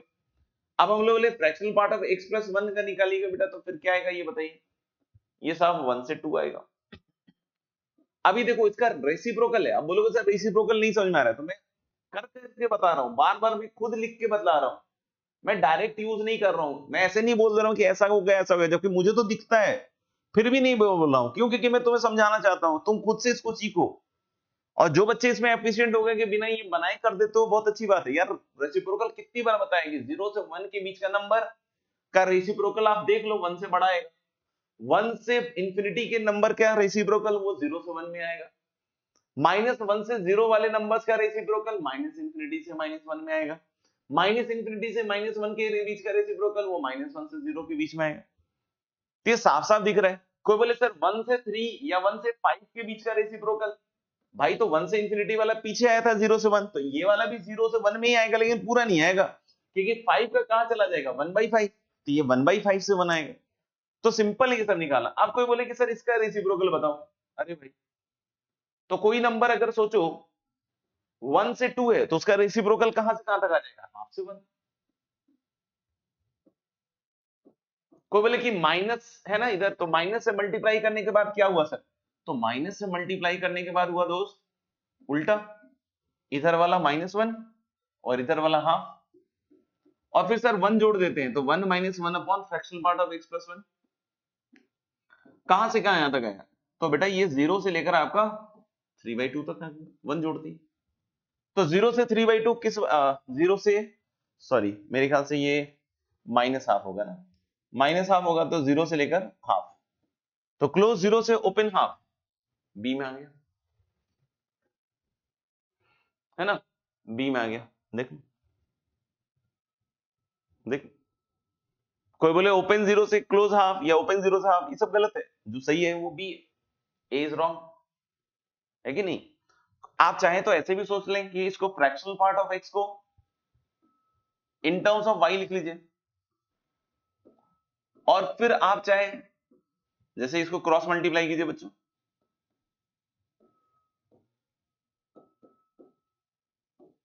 है ना, ऐसे लिख लीजिए, और फिर अब आप क्या कीजिए कि इससे फ्रैक्शनल पार्ट ऑफ एक्स को वाई के टर्म में लिखिए, तो मेरे ख्याल से फ्रैक्शनल पार्ट ऑफ एक्स और इधर लाइएगा तो इधर -y आएगा और अपॉन शायद y - 1 आएगा। तो भाई फ्रैक्शनल पार्ट ऑफ एक्स अगर 0 से 1 है तो इसको सॉल्व कर लीजिए, अब आप इससे y का रेंज आ जाएगा। जैसे ये वाला सॉल्व करना तो फिर भी आसान है, तो वेवी कर्व मेथड है, माइनस इधर ले जाओगे तो y upon y - 1 less than equal to 0, तो यहां से y की वैल्यू आ जाएगी आपकी 0 से 1। लेकिन ये आंसर नहीं हुआ, अभी इसको भी सॉल्व कीजिएगा, ये भी आसान है। अब आप इसको उधर ले जाइए और दोनों साइड जोड़ के फिर से वेवी कर्व मेथड बना लीजिए, और फिर दोनों का इंटरसेक्शन लीजिए, है ना, इंटरसेक्शन लीजिएगा तो अपने आप y आपका खिल के 0 से क्लोज 0 से हाफ आ जाएगा। तो ये भी तरीका आप अपना सकते हैं, आपके ऊपर है। 22 का, अब देखो ये सवाल, ये फिर से t + 1/t की याद दिला रहा है मेरे को। अब बोलोगे लेकिन t + 1/t तो नहीं दिख रहा है, तो भाई 1 जोड़ दे, 1 जोड़ दे भाई मेरे, तो ये वैल्यू 2 से बड़ी और -1 करेंगे तो ये टोटल 2 - 1 से बड़ा, यानी 1 से बड़ा, यानी इसका रेंज क्या आएगा 1 से प्लस इंफिनिटी। 22 तो बहुत सस्ता है यार 22 में क्या है, 22 तो बहुत इजी है। 23 कब, ये तो बहुत इजी सवाल है, आपने ये देखा होगा, नहीं देखा है तो मैं फिर से लिख देता हूं अगर कोई बच्चा रह गया हो। वैसे तो मुझे लगता है most of the student must be knowing this कि a cos x plus b sin x का range, what is the range of a cos x plus b sin x, the range is negative of root over of a square plus b square से root over a square plus b square, है ना। a cos x plus b sin x का range क्या होगा, negative of root over a square plus b square से root over of a square plus b square. ठीक है, ये सबको पता है मेरे ख्याल से। तो यानी यहां से देखिए sin x minus cos x का रेंज बताइए बच्चों, तो sir sin x minus cos x का रेंज हो जाएगा माइनस ऑफ √2 से √2, हाँ या ना। और अगर कोई पूछे √2 into sin x minus cos x का रेंज सर, तो मुझे लग रहा है कि यार इसका हो जाएगा less than equal to 2 and greater than equal to -2, लेकिन यहाँ +3 और एडेड है, तो √2 sin x minus cos x और +3 कर दो, तो this is less than equal to 5 and greater than equal to 1। अब कोई बोल रहा है कि सर इस पे लॉग ले लो ऑन द बेस √5 और बेस 1 से बड़ा है, तो इनइक्वालिटी सेम साइड ही रहेगी, तो log बेस √5 करो आप, and this is √2 sin x minus cos x +3, है कि नहीं। अब सोचो उधर की साइड क्या बना, इधर की साइड बना sir log 5 base √5, log 5 base root 5 is equal to 2, और यहां पे क्या बन जाएगा log 1 बेस रूट 5, ये 0 हो गया। यानी कि इसका रेंज कहां से कहां तक आ गया आपका 0 से 2, यानी इसका करेक्ट आंसर क्या हो गया B Bombay, B Bombay. Clear है? ठीक है, आगे बढ़े, कोई लिख रहा है तो वेट डाल दो। चलिए 24 देखते हैं। 24 एक बढ़िया सवाल है। 24 एक बढ़िया सवाल कैसे है उसको अभी थोड़ी देर में समझते हैं, है ना। अब जैसे यहां पे देखो तो 16 साइन स्क्वायर एक्स प्लस 1, ये तो हमेशा पॉजिटिव होगा, इसमें कोई दिक्कत नहीं क्योंकि साइन स्क्वायर एक्स एक पॉजिटिव क्वांटिटी है। बट ये जो दूसरा वाला है ना पूरा लॉग, यानी कि 2 minus log base 2 into 16 sin square x plus 1, this has to be greater than 0। क्यों सर? क्योंकि log के अंदर का जो मसाला है उसका जो आर्गुमेंट है that should be positive. Domain पे काम कर रहे हैं अभी रेंज पे काम नहीं कर रहे हैं ना, अभी डोमेन पे काम कर रहे हैं। तो जब आप इस log को उधर ले जाइएगा तो क्या लग रहा है कि log base 2 a sin square 16 sin square x plus 1 is going to be less than 2। क्या यहां के बाद हम इस log को उधर ले जाएं, बेस 1 से बड़ा है तो 16 sin square x plus 1 is less than 2 की पावर 2 that is 4। क्या लिख सकते हैं कि 16 sin square x plus 1 यानी कि this is going to be less than 3, यानी sin square x 3/16 से छोटा होगा, तो 0 से तो बड़ा ही होगा ना। मतलब sin square x अपने पूरे सबाब में काम नहीं कर पाए। डोमेन अगर रेस्ट्रिक्शंस देखें तो sin square x अपने पूरे सबाब में काम नहीं कर पाएगा कि sin square x पूरा 0 से 1 तक नहीं समेट पाएगा अपने आप। तो डोमेन के हिसाब से sin square x को इसी के बीच में रहना पड़ेगा। अब चलते हैं आगे। अगर sin square x इसके बीच में तो 16 sin square x plus 3 है ना, ये हो जाएगा आपका 16 sin square x। यहां से देखना, यहां से इस पूरे को देखना, हम बात करेंगे पहले log base 2 sin square x 16 sin square x से। तो यहां से चालू करते हैं। 16 sin square x क्या हो गया बच्चों, मल्टीप्लाई कर दो, दिस इज बिटवीन 0 से 16, शायद गड़बड़ हो गया 3, 0 से 3। और अगर 16 sin square x plus 1 की बात करोगे भाई तो ये 4 से छोटा और 1 से बड़ा, देख लो। और अगर इसका log लोगे ऑन द बेस 2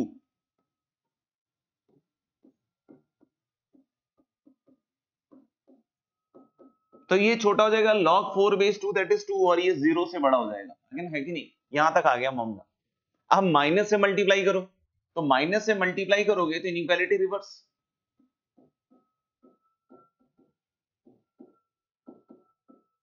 यानी इधर -2 हो जाएगा और इधर लेस देन इक्वल टू 0 हो जाएगा। ये यहां तक पहुंच गया। अब 2 ऐड करोगे तो ये 2 ऐड करने के बाद अंदर का मसाला कहां जा रहा है,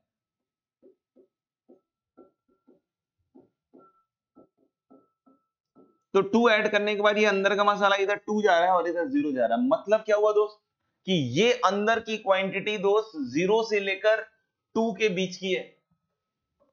अगर मैं बोल रहा हूं कि log on the base root 2 check कर रहा हूं तो जब 0 से बड़ा होता है तो 0 प्लस पे ये वैल्यू कहां जाती है -इंफिनिटी, और 2 पे इसकी maximum value log 2 base root 2 कितने के बराबर हो जाएगा 2, तो यानी ये जाएगा -इंफिनिटी से 2 close. So the answer is going to be D Delhi. आप समझ रहे हो इसमें डोमेन का रिस्ट्रिक्शन कितना इंपॉर्टेंट है। कोई अगर ऐसे खेल जाता है कि अरे सर 16 sin square x में sin square x 0 से 1, तो आप समझ रहे हो उसका 0 से 17 और पता नहीं क्या क्या चीजें आती हैं, सब गलत हो जाता है ना। यस 25 में cos 2 से 1, अब ये बिल्कुल अलग टाइप की चीज चलेगी। इसमें अब हमको इसके ऊपर रीडिंग करनी पड़ेगी, इसको हम थीटा मान लेते हैं पहले, तो 2 sin x को थीटा मान लेते हैं, तो ये क्या बन जाएगा cos ऑफ थीटा। अब थीटा जो है वो खुद किसके बीच में है, -2 से 2, -2 से 2 है ना, -2 से 2 है। तो बेटा इसके अंदर जो जा रहा है cos के अंदर जो थीटा जा रहा है वो -2 रेडियन से 2 रेडियन जा रहा है, तो cos कहां से कहां तक की वैल्यू देगा, cos का ग्राफ बना लो। अगर डायरेक्ट से नहीं चमके तो ग्राफ बना लो, थोड़ा मेहनत कर लो, मेहनत कर लोगे दिख जाएगा। नहीं करना चाहोगे बिल्कुल बैठ के ऐसे एकदम रम जाओगे कि अब आंख बंद करके ही सोचूंगा, तो फिर एक अलग बात है। नहीं समझ में आ रहा कुछ काम करो, है ना, कोई दिक्कत थोड़ी है। तो चलिए cos का ग्राफ बनाते हैं, तो चलिए cos का ग्राफ बना लिया। है ना, कॉस का ग्राफ बना लिया। अब मुझे लग रहा है कि ये π/2 वाला पॉइंट है। π/2 मतलब 1.57 दोस्त, -π/2 मतलब -1.57। तो देखो -2 से 2 जा रहा है, तो अगर पाई 3.14 अपॉन 2 लिखोगे, पाई 3.14 आपको पता होगा, अपॉन 2 करोगे तो ये वैल्यू जहां काट रहा है अप्रोक्सीमेटली 1.57 है, तो 2 कहां होगा, इसके आगे होगा, ये पॉइंट पाई है बेटा, तो पाई इज 3.14, तो 2 इसके पीछे ही आएगा। और ऐसे ही सिमेट्रिकली ये माइनस पाई है तो -2 इधर आएगा। यानी अब आप ध्यान देखिएगा कि हमारी नजरें -2 से 2 के बीच की होनी चाहिए, बस नजरें -2 से 2 के बीच है बस। अब -2 से 2 के बीच में कौन सी वैल्यू से कौन सी वैल्यू जा रहा है, ध्यान से देखिएगा,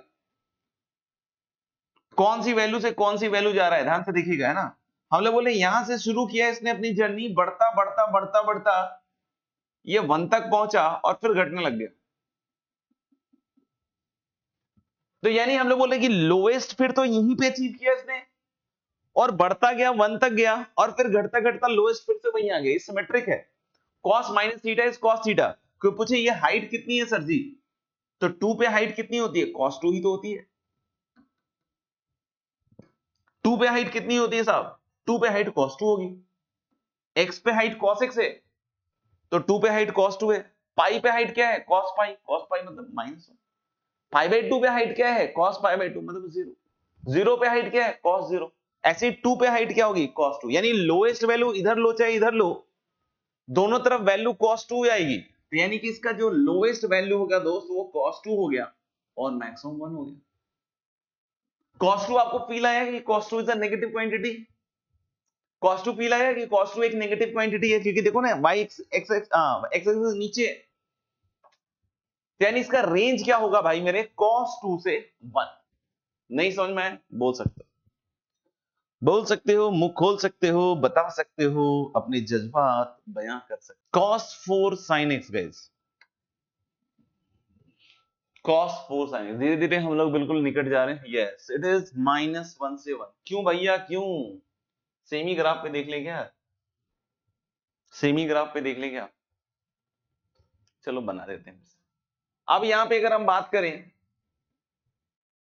तो अंदर वाला कहां से कहां तक जाएगा, -4 से 4, ये वाला। तो बेटा अगर ये -4 रेडियन से 4 रेडियन है, तो फिर से अब नजरें -4 से 4 के बीच में होंगी, है ना, देख लेना।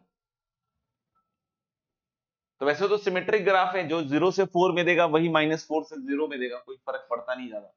ये देखना बेटा, -पाई है, ये -π/2 है, ये 0, ये π/2, ये पाई। 4 को सोचो थोड़ा, 4 मुझे लग रहा है कि पाई के जस्ट आगे आएगा, और -4 -पाई के जस्ट पीछे आएगा, क्योंकि ये पॉइंट है बेटा 3π/2। 3π/2 इज अप्रोक्सीमेटली 4.5 समथिंग, क्योंकि पाई की वैल्यू 3.14 डालोगे 3π/2 में, तो ऊपर वाला 9.42/2 मतलब 4 से बड़ी वैल्यू आएगी, तो 4 इसके बीच में कहीं आएगा। तो हमारी नजरें अब फिर से -4 से 4 के बीच में होनी चाहिए, टिकी हुई होनी चाहिए। और अब हम इसके रेंज पे बातें करते हैं ना, तो चलिए कॉस के ग्राफ पे थोड़ा दौड़ते हैं, है ना, यहां से शुरू होगा ये जर्नी, है ना। तो ये तो पहले घटना चालू हुआ, घटते घटते तो भाई ये -1 पहुंच ही गया ना, यानी लोएस्ट इसने -1 ले लिया, और -1 लेने के बाद तो आपको पता ही है कि अब कहां तक गया ये 1 तक, और फिर से घटते घटते घटते घटते -1 तक गया, और फिर बढ़ते बढ़ते cos 4 तक गया। तो लोएस्ट इसने -1 भी अचीव कर लिया, हाईएस्ट 1 भी अचीव कर लिया, तो एक साइकिल कर लिया इसने कंप्लीट, यानी कि क्लोज -1 से क्लोज 1।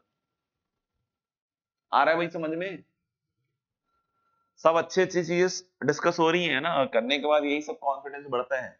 और बाकी कल के सेशंस में आइए, उसको अच्छे से फोड़िए, तो और कॉन्फिडेंस बढ़ जाएगा।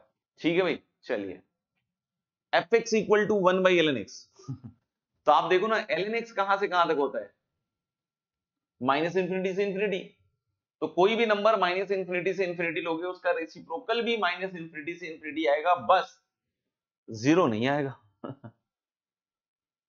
बस 0 नहीं आएगा। सोचो क्यों, क्योंकि आपको मैंने बताया ना कि अभी रेसिप्रोकल लेने का सिंपल फंडा सिखा दिया मैंने, ना बहुत सिंपल बात कही है मैंने, कि अगर आप 0 से 1 वाला ले रहे हो तो 1 से इन्फिनिटी मिलेगा, 1 से इंफिनिटी वाला ले रहे हो 0 से 1 मिलेगा, ऐसे ही -1 से 0 वाला ले रहे हो माइनस इंफिनिटी से -1 मिलेगा, माइनस इंफिनिटी से -1 वाला ले रहे हो -1 से 0 मिलेगा। तो अगर आप कोई एक नंबर है R में, मतलब माइनस इंफिनिटी से इंफिनिटी है, तो उसका रेंज माइनस इंफिनिटी से इंफिनिटी, तो उसका रेसिप्रोकल तो हर एक वैल्यू लेगा, लेकिन 0 कब होगा? 1/ln x can never be 0, यानी कि इसका रेंज हम लिख सकते हैं R0। R0 क्या होता है दोस्त? All real number except 0, all real number except 0। Is this clear to all? नहीं चमका हो बोल सकते हैं, है ना? R0 is all real number except, ठीक है, दिस इज द रेंज। हमें हमें क्या पूछा गया है? रेंज पूछा गया, डोमेन नहीं पूछा गया है ना, हमें रेंज पूछा गया। आगे बढ़े, चलिए अगले 1 sin की पावर 4x प्लस cos की पावर 4x। बेटा इसको बहुत बार 10th क्लास से सिंप्लीफाई करवाया जा रहा है, बहुत बार। इसको साइन स्क्वायर का स्क्वायर प्लस कॉस स्क्वायर का स्क्वायर लिखोगे तो sine square x plus cos square x का होल स्क्वायर, बार बार आप देख सकते हो, और minus of 2 sine square x into cos square x, ऐसा आता है। यानी दोस्तों यहां पे ये क्या बन रहा है? 1 sine square x plus cos square x, that is 1, और इसको 2 से मल्टीप्लाई डिवाइड करोगे तो ये साइन स्क्वायर 2x हो जाएगा। अरे सर क्या हो गया ये? तो ये 2 sine square x cos square x 2 से मल्टीप्लाई डिवाइड करोगे तो एक हाफ, और 4 sine square x cos square x क्या बन जाएगा? Sine square 2x। अब सोचो अगर इस पूरे का मैक्सिमम निकालना है मेरे भाई, ऊपर वाला फिक्स है, तो अगर इस पूरे का मैक्सिमम निकालना है तो नीचे वाले का मिनिमम लो, ठीक है, ऊपर वाला फिक्स है तो नीचे वाले का मिनिमम लो। और अब ये जो घटा रहा है तो ये ज्यादा से ज्यादा घटाए, ये ज्यादा से ज्यादा घटाए, तभी ये वाले का मिनिमम होगा और पूरे का मैक्सिमम होगा। तो ज्यादा से ज्यादा कितना घटाएगा? जब साइन स्क्वायर 2x 1 होगा, तो यानी 1 माइनस हाफ, हाफ हो गया नीचे वाले की लोएस्ट वैल्यू, और पूरे की मैक्सिमम वैल्यू क्या हो जाएगी? 2। को पूछे सर हाँ, मिनिमम कैसे निकालोगे? तो पूरे का मिनिमम मतलब नीचे का मैक्सिमम, और मैक्सिमम के लिए इसको कम से कम घटाइए, तो कम से कम कितना हो सकता है? साइन स्क्वायर 2x 0, यानी कि इसकी लोएस्ट वैल्यू 1 हो जाएगी। देख लो आप, नहीं समझ में बता दो। चलिए मेरे ख्याल से बहुत फास्टली हम लास्ट वाले सवाल तक आ रहे हैं। यस 29 का भी 1 से 2 आएगा, ये मैंने अभी थोड़ी देर पहले भी करके दिखाया इस तरह का एक सवाल। ये वाले का रेंज हो जाएगा बच्चों -√2 से √2, इसमें आप 3√2 ऐड कर दीजिएगा, तो ये पूरे का जो सम हो जाएगा वो हो जाएगा आपका 2√2 से 4√2, और जब आप इसको √2 से डिवाइड कर दीजिएगा तो ये पूरी क्वांटिटी √2 से डिवाइड होने के बाद 2 से 4, और जब बच्चों इस पर लॉग लग जाएगा ऑन द बेस 2, तो लॉग 2 बेस 2 इज 1 और लॉग 4 बेस 2 इज 2, तो यानी कि इसका रेंज आ जाएगा 1 से 2। Is this clear to all? तो आगे बढ़ेंगे लास्ट सवाल की तरफ। आंसर तो सबका आ जाता है, वो कोई बड़ी बात नहीं, ये सारे सवाल पब्लिक डोमेन में है, सबके आंसर्स पड़े हुए हैं ना, कोई बड़ी चीज। लॉजिक क्या लगाना है सॉल्व करने का, लॉजिक क्या लगाना है वो सबसे इंपॉर्टेंट है। हाँ, बाई क्वाड्रेटिक को क्वाड्रेटिक बनाना है। अभी थोड़ी देर पहले 11th में मैं इस तरह के एक्सप्रेशन को सिंप्लीफाई करना भी सिखा रहा था, है ना, इक्वेशंस में। तो यहाँ पे भी ऐसे ही है। ऐसे देखो मैक्सिमम निकालना तो वेरी इजी काम है, वेरी इजी काम। कैसे भाई? सुनिएगा, क्योंकि हम लोग बोले मैक्सिमम करना है तो सबको बड़े से बड़ा कर दो, वेरी इजी जॉब।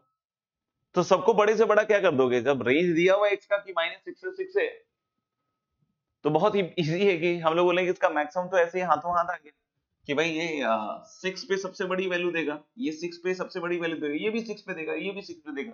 तो सबके जब 6 पे ही सबसे बड़ी वैल्यू दे रहे हैं, तो यानी पूरे एक्सप्रेशन की सबसे बड़ी वैल्यू 6 पे ही आएगी, तो 7 इंटू 8 इंटू 9 इंटू 10 प्लस 5, है ना? 7 इंटू 8 इंटू 9 इंटू 10 और प्लस क्या हो जाएगा? 5। देख लो आप एक बार। अगर ये समझ में आ गया कि मैक्सिमम ऐसे निकलेगा, तो फिर अब हम मिनिमम की तरफ जाएंगे ना।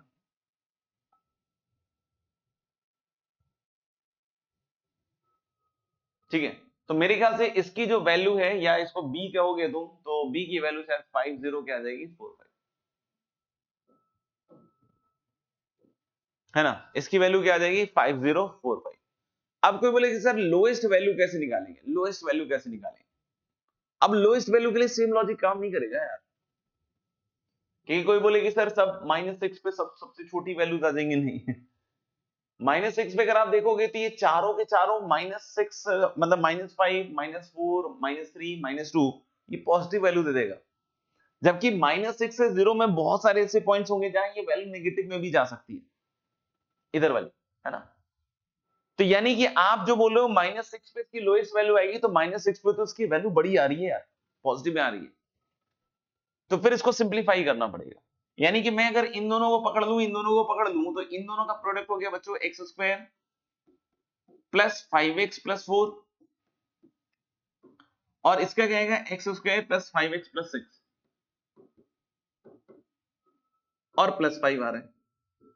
मैं क्या कह रहा हूं कि x square plus 5x plus 4 को आप कुछ मान लीजिए, जैसे u मान लीजिए फिर से, तो ये बन गया u इंटू यू प्लस 2 और प्लस 5 मिल गया, so this is u square plus 2u plus 5 guys, और ये परफेक्ट स्क्वायर हो गया u प्लस 1 का होल स्क्वायर प्लस 4। अब कोई बोले इसकी लीस्ट वैल्यू कैसे आएगी सर, तो भाई मेरे इसके लीस्ट वैल्यू कैसे आएगी आप खुद ही सोचो।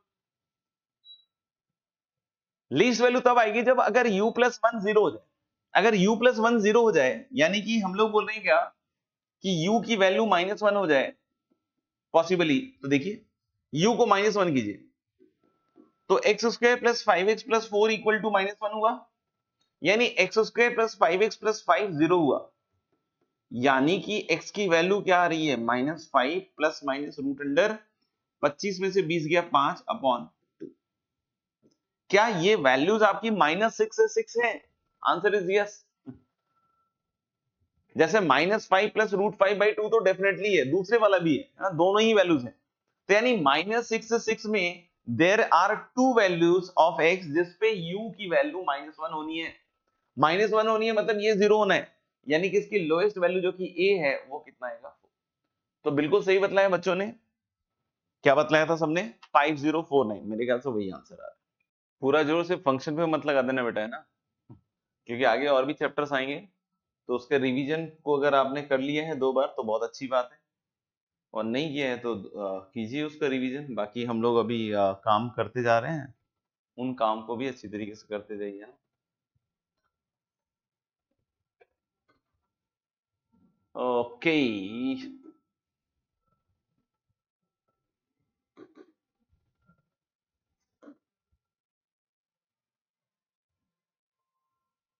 खुल जाओ सिम सिम।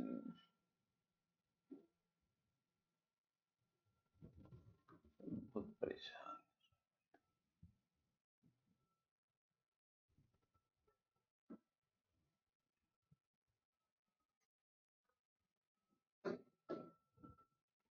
आगे बढ़ते हैं थोड़ा सा, है ना।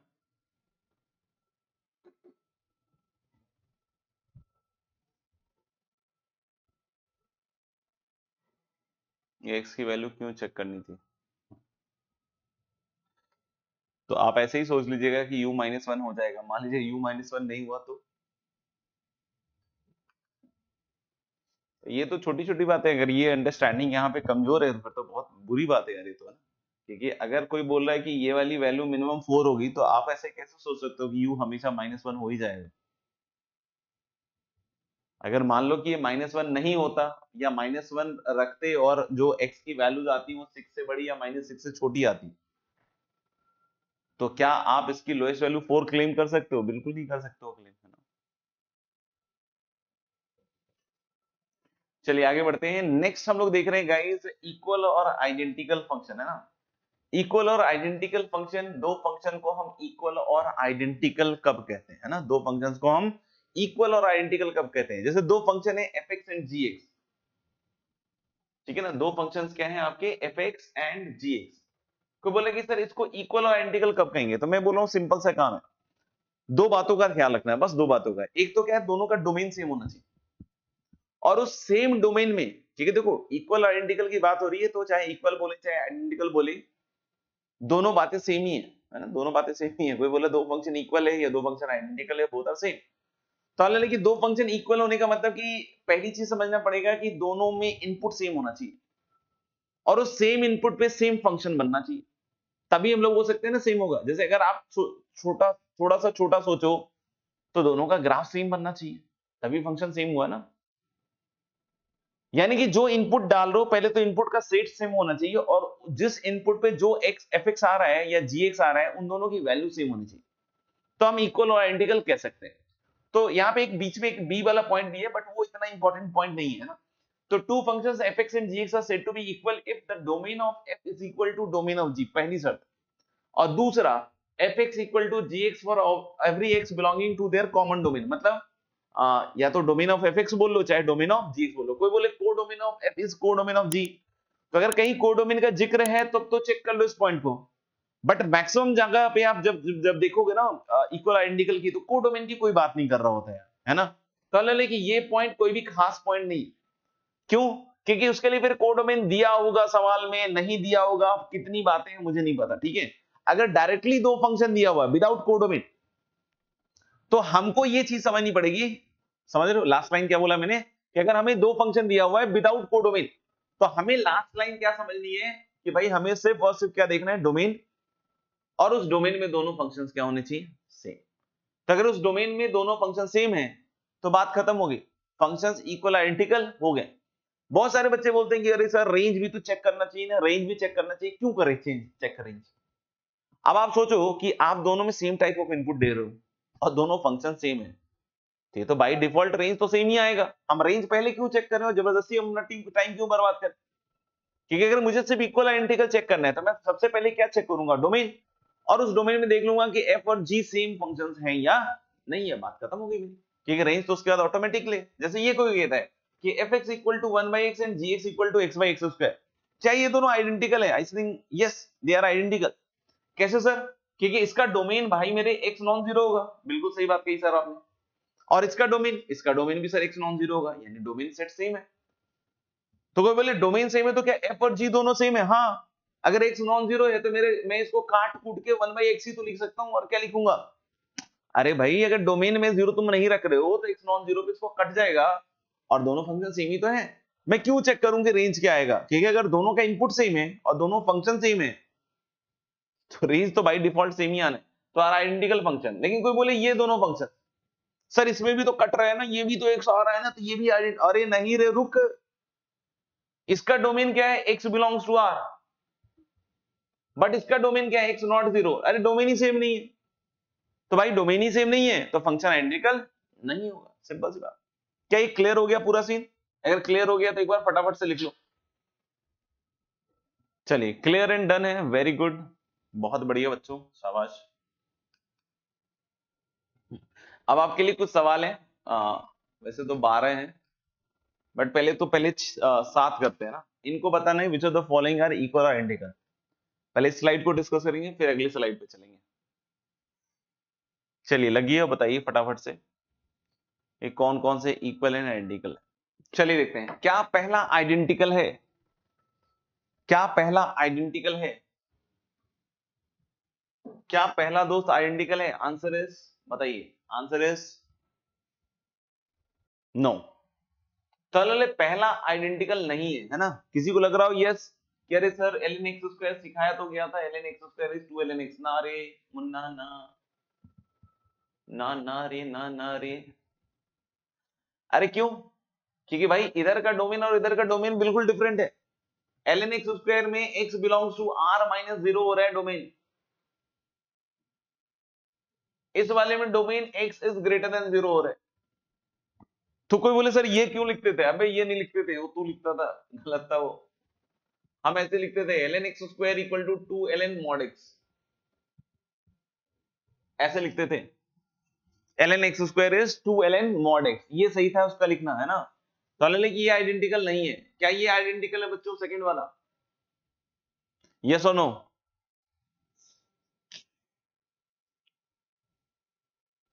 नहीं समझ में आया पूछ लीजिएगा, है ना। They are identical. क्यों भैया, कैसे आइडेंटिकल है? अरे डोमेन दोनों का सेम है। cosec x कहां नॉट डिफाइंड होता है? जहां sin x 0 हो रहा हो, यानी कि इसका r माइनस एन पाई हो गया, इसका डोमेन भी sin x not equal to 0 है, मतलब r माइनस एन पाई हो गया। और इस डोमेन में दोनों फंक्शन सेम ही तो है, 1 by sine x equal to cosec x लिखते हैं दोस्त, 1 by sin x itself is what? cosecant x। तो इसलिए हम लोग बोल रहे हैं कि ये फंक्शन कैसे होंगे? आइडेंटिकल। नहीं चमका हो तो बताइए। थर्ड वाला आइडेंटिकल है या नहीं है बताओ भाई।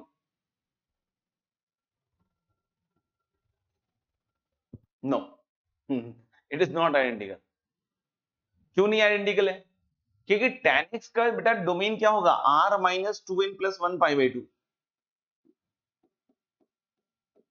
Odd multiple of pi by 2 नहीं होगा, n बिलोंग्स टू i। को बोले cot x का भी तो सेम डोमेन होगा सर, 1 बाई cot x में तो tan x होता है। नहीं रे, रुक पहले भाई। पहली चीज है कि cot x डिफाइन होना चाहिए। तो cot x डिफाइन होना चाहिए तो पहले तो इसका डोमेन हो गया r माइनस n पाई। अब cot x 0 भी नहीं होना चाहिए। एक तो पहले cot x n पाई नहीं होना चाहिए, नहीं तो 1 upon not defined is not 0 है ना। ऐसा मत सोचना है कि ये सर जहां cot x 0 हो रहा होगा तो 1 अपॉन सॉरी cot x जहां नॉट डिफाइंड होगा वहां 0 वैल्यू आएगी। अरे कैसे? 1 अपॉन नॉट डिफाइंड तो नॉट ही डिफाइंड होगा ना भाई। तो यानी हम लोग बोले n पाई पे cot x नॉट डिफाइंड होता है तो उसको हटा दिया। दूसरा जहां cot x 0 होगा वो गड़बड़ करेगा। तो यानी n पाई और क्या हटेगा भैया? 2n plus 1 pi by 2। नहीं समझ में आया बताइएगा। तो डोमेन ही सेम नहीं है। अगर डोमेन सेम नहीं है तो they are not identical, they are not identical. Fourth one try कर लिया सबने? क्या ये आइडेंटिकल है फोर्थ वन? चलिए वेट आ गया है, थोड़ा वेट कर लेते हैं या इसको छोड़ देते हैं अभी, है ना। अपन अगली क्लास में डिस्कस कर लेंगे। ये और ये पेज आप कर लीजिएगा, है ना। फिर अगली क्लास में हम बड़ी इंपॉर्टेंट बात करेंगे, that is classification of function, है ना। और क्लासिफिकेशन ऑफ फंक्शन से डायरेक्ट सवाल उठ के आते हैं, है ना। तो इसलिए अभी हम इसको छोड़ देते हैं। यहाँ तक मैं अभी आपको अपलोड कर दूंगा पीडीएफ, है ना। और देख लीजिएगा, जो भी चीजें नहीं समझ में आई वो रिपीट जरूर कीजिएगा, क्योंकि टॉपिक बहुत इंपॉर्टेंट है कैलकुलस के लिए। और कल 8:15 आपको बतला दिया गया है, बार बार रिमाइंड कर दिया गया है, है ना, कि अपनी रेंज वाली क्लास है तो जरूर आइए और सॉल्व कीजिए स्पीडली। जो भी अपना रिवीजन करके आना है पूरी तरह करके आइए। जो भी जैसे अगर आपने मान लो 11th का कंपाउंड एंगल में कुछ रेंज पढ़ा हो, क्वाड्रेटिक का कुछ जो भी आपने पढ़ा हो, है ना, आपको जो भी है थोड़ा बहुत रिवाइज करके एकदम फुल एनर्जी के साथ आइए और लास्ट तक टिकने का संकल्प लेके आइए।